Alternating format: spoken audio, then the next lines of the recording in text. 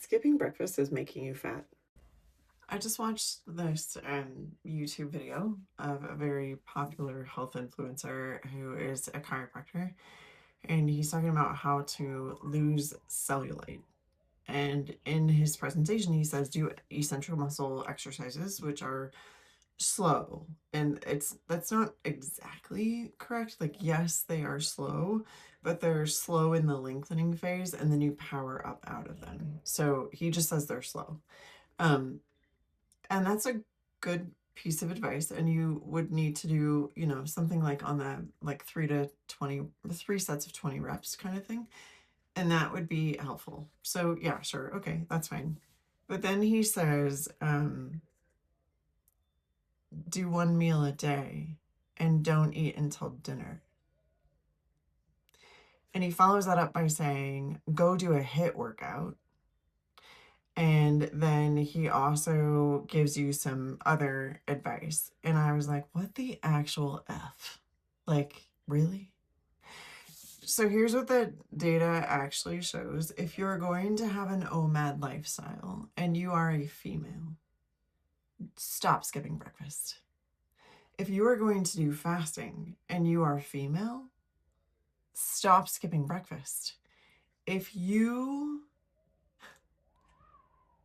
are going to go do a HIIT workout, you need to fuel before, because otherwise you'll likely burn muscle. Stop skipping breakfast. Stop doing it wrong. And then he gives the advice of like, go for a walk for 15 minutes after your meal. Well, if you're only eating once a day, you're only walking for 15 minutes. You're probably not hitting your 12 to 15,000 steps a day if you're only eating one meal a day and you're only walking for 15 minutes. It was like a good start. He explains all the science well and what happens with why you have cellulite, and then he just totally blew it. Totally blew it. If you're not sure if this is correct, there's some research back in like the 50s and 60s that talk about this, but a more recent article published in Endocrinology and Metabolism in 2021, the data out of Seoul, Korea. It was published August 27th of 2021, Effects of Intermittent Fasting on Circulating Levels and Circadian Rhythms of Hormones.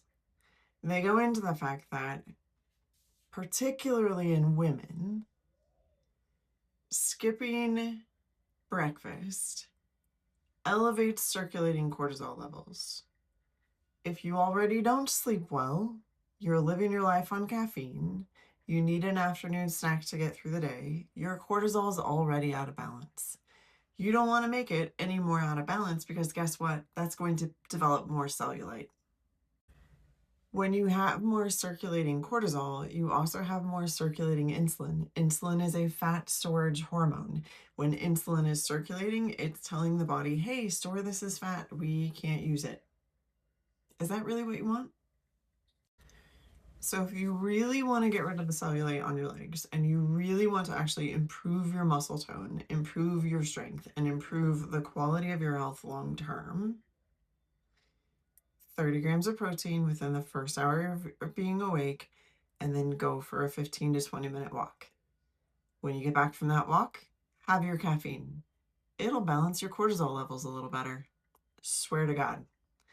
And then 3 to 4 hours later, have another 30 grams of protein, followed by a 15-minute walk. Now, in those meals, you should also be getting some vegetables and maybe a little bit of fruit. You may want to starch depending on what you have planned for later in your day. So like today, I had a starch with my breakfast because I had leg day, and leg day wipes me out. If I'm wiped out after a leg workout, then I know that to get through the rest of my day, I'm going to produce more cortisol, which then has more circulating insulin, which then creates fat deposits on my body. So I had a starch before my workout. And then your last meal of the day, have another 30 grams of protein, have a very easy to digest vegetable, something like lettuce, that doesn't take a whole lot of work for your body to digest, and be done. Go for your 15-minute walk. Make sure you've gotten in your 12 to 15,000 steps. and call me in a month and tell me thank you.